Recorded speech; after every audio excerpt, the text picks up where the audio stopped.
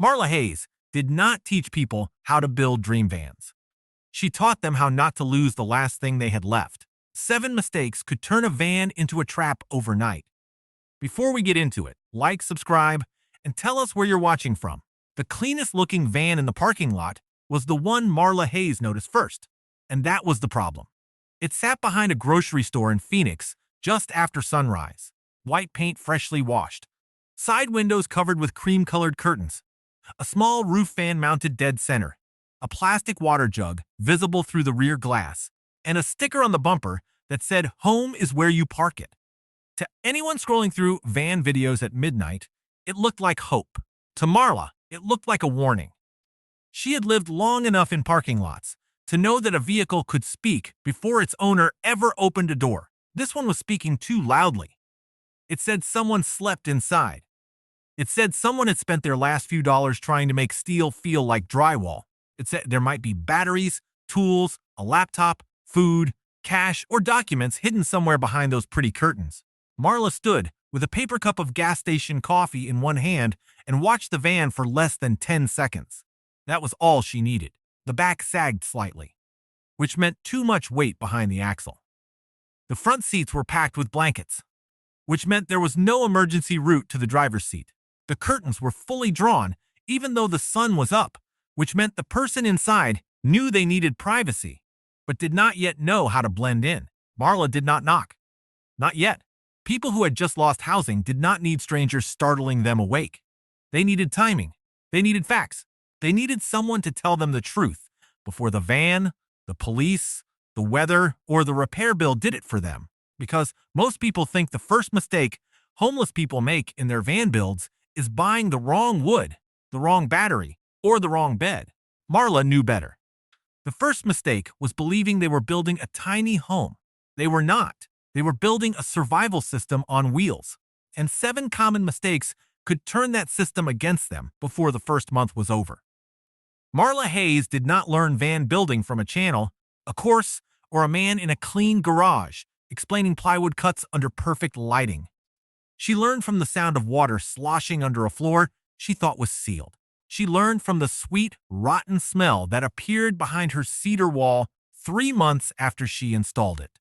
She learned from a cheap wire that grew hot every time she plugged in a small electric kettle, hot enough that she stopped sleeping while anything charged. Her first van had looked better than it worked. The walls were smooth.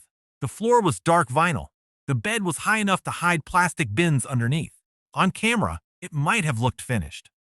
In real life, she could not sit up without hitting her head, could not reach the driver's seat without crawling over boxes, and could not find the leak until her heel sank into a soft bubble in the floor after a night of rain outside Tucson. That was how the van taught her. Not with advice, with consequences. A bad build always sends a bill. Sometimes it is money. Sometimes it is mold. Sometimes it is a dead phone at midnight, a knock on the rear door, a blanket damp with condensation, or the sound of old brakes and tired suspension carrying hundreds of pounds the build never accounted for. Marla did not tell people these things because she wanted pity. She told them because every mistake had a receipt. Years later, people started calling her before they bought lumber. A former warehouse worker with swollen knees, a single mother keeping 2 school backpacks in a locked tote, a delivery driver who needed to sleep between shifts, a man fresh out of the hospital who wanted a sink before he had a working spare tire. They all wanted the same thing: fast, cheap, private, and good-looking. Marla always gave them the same answer. You do not need a beautiful van in the first month. You need a van that does not betray you when the heat rises, when the cold drops, when the battery dies, or when somebody knocks after dark. The first mistake was not bad carpentry. It was building from memory instead of routine. People who had just moved into a vehicle usually arrived with a picture in their head: a bed across the back, a little counter on the side, a cabinet above the wheel well, maybe a sink, maybe a folding table, maybe a row of jars that made the van feel less like a van and more like a room they had not meant to lose. Marla understood why they did it. When a person loses housing, the mind tries to rebuild the shape of home as fast as possible. But a van does not care what you miss. It only cares what you do every day. So when new people asked Marla where to put the bed, she asked what time they had to be at work. When they asked how tall the cabinet should be, she asked where they showered. When they asked about a stove, she asked whether they were willing to let cooking smells sit in fabric all night. Where do you charge your phone? Where do you wash socks? Do you change uniforms in the vehicle? Do you carry medicine that cannot overheat? Do you need your child's school papers dry and hidden? Do you have to leave the parking lot before 6 in the morning? If they could not answer those questions, every board they cut was decoration. Keisha learned that before she spent the money. She wanted an L-shaped wooden kitchen like the ones she had seen online, with a small sink, a stained counter, and a spice rack mounted near the door. Marla told her to wait 3 days. Just live out of the van. Write down what you actually do. By the third evening, Keisha had not cooked once. She was too worried the smell of food would give her away behind the pharmacy where she parked. What she needed was not a kitchen. It was a clean place to hang her work uniform and a hidden dry compartment for her son's birth certificate. A good van build does not begin with a sketch. It begins with 72 hours of telling the truth about your life. The second mistake was believing warm meant safe. New builders feared cold, the way people fear a visible enemy, so they fought it with everything they could buy cheap and install fast. Foam board in the walls, reflective panels on the glass, carpet on the floor, thick curtains over every window, wood panels screwed tight against metal, blankets pushed into gaps, plastic bins stacked so close together that air could not move between them. The first night, the van felt better. The wind stayed outside. The metal did not bite as hard. The sleeping bag held heat. The person inside finally believed they had solved something. The first week, they trusted the build. By the second month, the smell started. Not a trash smell, not food. Something softer and worse. A damp sweetness behind the walls, under the mattress, inside the corners where hands rarely reached. Marla called it the smell of a build that had lied. Air does not disappear because you cover it with wood. Breath leaves water. Wet shoes leave water. A towel after a gym shower leaves water. A damp hoodie tossed in the corner leaves water. A pot of noodles steaming for 6 minutes leaves water. In a house, that moisture spreads, vents, dries, escapes. In a van, it hunts for the coldest piece of metal and hides there. Marla once helped a man in Oregon tear out a build he was proud of. From the doorway, it looked clean. Gray walls, neat shelves, mattress tucked square. But when they removed the first panel, black streaks ran down the bare metal like smoke stains. He stared at it and said he thought he needed more insulation. Marla shook her head. He did not need more insulation. He needed moving air. A van has to hold warmth, but it also has to breathe. If it cannot breathe, it will begin rotting from the inside before the owner understands what the van has been trying to tell them every morning on the glass. The third mistake was hiding so well that leaving became difficult. New builders often believed privacy and safety were the same thing. They covered the glass, hung heavy curtains, stacked totes against the side entrance, blocked the path to the front seats, and sealed the sleeping area behind a wall of storage. From the outside, the van looked quiet. From the inside, it became a trap with blankets. Marla had one question for every build she inspected. How many seconds does it take you to get from lying down to the driver's seat in the dark? Not in daylight. Not when you are calm. Not when your shoes are already on and the aisle is clear. In the dark, half awake, phone at 12%, heart moving faster than your hands. If the answer involved opening the rear doors, stepping outside, or moving 4 plastic bins first, the build was wrong. Tasha learned that in a grocery store lot outside Mesa, her van was neat, almost impressive. Clothes rolled tight, pantry bins labeled, folding table strapped flat. But at night, the path between her bed and the front seats disappeared under storage boxes because she thought unused floor space was waste. Around 2:40 in the morning, a drunk man started slapping the back door and laughing like the van was part of some game only he understood. Tasha tried to move forward. Her knee hit a pot. The pot hit a water bottle. Her foot caught a charging cable. One bin tipped, and the sound felt louder than the knocking. She made it to the driver's seat, but it took too long. Nothing happened to her that night. That was not the point. The point was that the van had failed the only test that mattered. The next morning, Marla helped her remove half the cabinet system and leave a crawl path wide enough for panic. Privacy is useful. Silence is useful. Curtains are useful. But discreet does not mean sealed shut. A van is not a bedroom. It is shelter with an engine. The engine only matters if you can reach it before the situation gets worse. The fourth mistake was filling every empty space because empty space felt like failure. New builders hated blank floor. They saw it as wasted square footage. A bare wall meant a place for hooks. A quiet corner meant another shelf. The space under the bed meant more bins, more tools, more canned food, more backup clothes, more proof that they were preparing. Marla saw it differently. Empty space was not nothing. Empty space was a tool. It was where you changed clothes without putting your elbow through a curtain. It was where you set a wet jacket before it touched your blanket. It was where you wiped up spilled water before it ran under the floor. It was where you stretched a cramped leg at 3 in the morning. It was where you dropped a bag fast when the lot suddenly felt wrong and you needed both hands free. It was where tomorrow's problem could land without destroying tonight's sleep. She once inspected a van near Portland that looked like a showroom cabinet on wheels. Every inch had been measured. Every gap had been used. The owner was proud of it, and he had reason to be. The drawers closed clean. The shelves fit tight. The bed folded with a smooth click. But it had rained for 6 days, and there was no place for wet shoes except beside the mattress. No place for a damp coat except over the bedding. No place to separate clean clothes from the weather he had just walked through. By the end of the week, the sleeping area smelled like a gym bag sealed in a closet. He thought the problem was hygiene. Marla told him the problem was architecture. His van had no room for real life to be messy for 5 minutes. In an apartment, empty space can be style.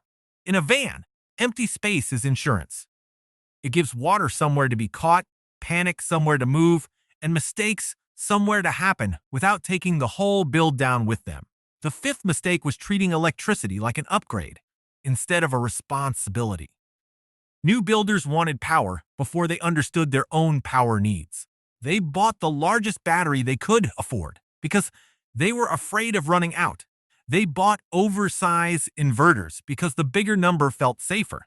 They mounted solar panels because every video said solar was freedom. Then they plugged in everything that made the van feel more like an apartment. A fan, 2 lights, a laptop, a phone, a small electric kettle, a portable electric cooktop, a small electric heater that should never have been part of the plan. For the first few days, it felt like control. Push a button, get light, plug in a cord, get comfort. But power in a vehicle is not like power in a wall outlet. Every watt has to come from somewhere, and every mistake waits quietly until bad weather arrives. Marla had seen the same scene too many times. 3 days of rain, no sun on the panels, the battery display dropping lower each hour, the phone at 9%, the fan slowing down, the lights going dark.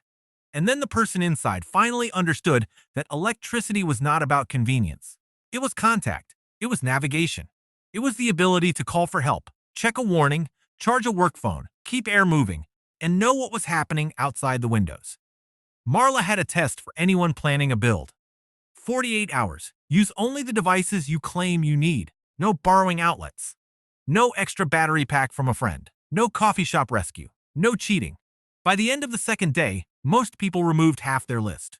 The kettle became unnecessary. The second light was too much. The laptop had to be rationed. The heater was impossible. A good electrical system is not the biggest one. It is the one you understand. The one you can monitor. The one that does not scare you when it makes a sound, and the one you can survive without for one bad night. The sixth mistake was forgetting that the van talked, even when the owner stayed silent. Every vehicle tells a story from the outside. It speaks through stickers, curtains, fogged glass, cords hanging between seats, shoes on the dashboard, food wrappers in the cup holder, a water jug visible through the rear window, a camp stove left too close to the door, a blanket stuffed against the windshield, clothes drying from a grab handle, and the way the same side door opens 5 times in 1 hour. New builders usually build from the inside out. They lie on the bed, look at the shelves, test the light, reach for the water bottle, and decide whether the space feels livable. Marla built from the outside in. She made people get out of their own vans and look at them like a stranger would. First through the windshield, then from 20 steps away, then beside the passenger door after dark, when small details became louder. Her question was always the same. What is this vehicle saying about you? If it says I have expensive camping gear, someone may want what is inside. If it says I am sleeping here, someone may tell you to leave. If it says I am overwhelmed and disorganized, someone may keep watching. One man in New Mexico thought he had solved his power problem by hanging a portable solar panel along the side of his van every afternoon. Technically, it worked. The battery charged faster. But Marla looked at it and saw a sign. A person making a quick stop does not spread equipment beside a vehicle and angle panels toward the sun behind a grocery store. The panel was telling the lot that he planned to stay. That was the danger. A good van build is not a vehicle with no signs at all. That is impossible. Windows fog, curtains shift. A light leaks through a crack. A good build only shows ordinary signs. It lets the van look boring enough that no one feels the need to finish reading the story. The seventh mistake was building down to the last dollar and calling it preparation. New builders often treated the build like the finish line. Buy the van, buy the wood, buy the lights, buy the battery, buy the mattress, install the floor, mount the shelves, make it feel like a room. Then they looked at what was left in their bank account and told themselves they were done. Marla knew they had only bought the ticket in. The van still came with bills after the build was finished. Tires, oil, registration, insurance, a failed starter, a dead battery and a cold snap, a tow fee after parking in the wrong lot, a ticket they could not ignore. One motel night when fever made sleeping behind a grocery store unsafe. One hot meal when the weather had been mean for too many days in a row. The mistake was not being poor. Poverty was not a design flaw. The mistake was turning every dollar of cash into wood, lights, and a used battery setup while the machine underneath was asking for help. Marla once met a woman named Renee in Las Vegas who had done almost everything beautifully. The vinyl planks clicked into place without gaps. The cabinets were sanded smooth. The lights were warm. The bed folded neatly against the wall. It looked like stability. Then Marla walked around the back and saw the two rear tires worn almost bald at the edges. Renee knew. She had known for weeks. But after buying lumber, paint, drawer slides, foam, a cooler, and secondhand power gear, she had nothing left. The van still looked like a home. That was the cruel part. A van that cannot move is not shelter with wheels. It is a small room waiting for a tow truck. In forced van life, the vehicle comes before the interior. Brakes come before cabinets. Tires come before flooring. An ugly van that starts every morning is safer than a beautiful room stranded under a parking lot light. Marla did not hate beautiful vans. She knew why people wanted them. When a person loses housing, they do not only lose walls. They lose proof. Proof that they are stable. Proof that they are safe. Proof that tomorrow has a place to begin. So they buy a curtain that looks soft. They sand a wooden counter until it feels like care. They install a warm light because cold white light makes everything feel temporary. They build a shelf because a shelf says belongings still have order. None of that is wrong. The problem is timing. Beauty becomes dangerous when it arrives before airflow, before an exit path, before tires, before hidden documents, before dry bedding, before emergency cash, before the ability to climb into the driver's seat and leave without opening the back door. That was what Marla tried to teach people. Not design, not lifestyle, not a dream with better lighting. Control. The biggest mistake was never the wrong bed, the wrong battery, the wrong sink, or the wrong wall panel. Those were only symptoms. The real mistake was forgetting what the van was supposed to do. Its job was not to make someone forget they had lost housing. Its job was to keep them from losing more. Not the vehicle, not the papers in the glove box, not the medicine in the cooler, not the phone charge needed for work, not the last $200, and not the ability to leave a bad parking lot before a small problem became a large one. Later that morning in Phoenix, Marla finally walked toward the clean white van behind the grocery store. She did not knock hard, just twice, low on the side panel. Then she stepped back so whoever was inside could see she was not blocking the door. A woman's tired face appeared between the curtains. Marla lifted one hand and pointed gently toward the front seats packed with blankets. "That path right there," she said, "needs to be clear by tonight." It was not much. It was not a rescue. But sometimes control does not begin with a new home. Sometimes it begins with removing the first thing that could trap you. Marla did not call it van life. She called it keeping one piece of your future from being taken with everything else. If this story changed the way you see survival, hit like, subscribe, and tell us which mistake surprised you most. Comment where you're watching from tonight. The lesson of Maraha's story not really about race, it is about dignity, preparation, and the prior courage it takes to survive when life gives people fewer choice than they deserve. Too many people just homelessly from the outside. They see a vehicle in a parking lot and after fell laziness or best decision, but behind that with there maybe a worker, a mother, a resident, a student, or someone who did everything right and still ran out of options. Mala Mystic remind us that survival is not safely. What is safely in a society where people must learn how to sleep safely in the car just to keep going. This story teaches one powerful truth: when life becomes unstable, safely must come before appearing call for master, but after a clear escape path, working try, prostate document, medicine, and emergency money can mean the difference between recovery and develop. It also asks us to look closer and so less. Sometimes share the nose look Harris. Sometimes it look like walking in a parking lot, carrying a pass to the driver seat, rotating what little you have left, and choosing one more day of control over surrender.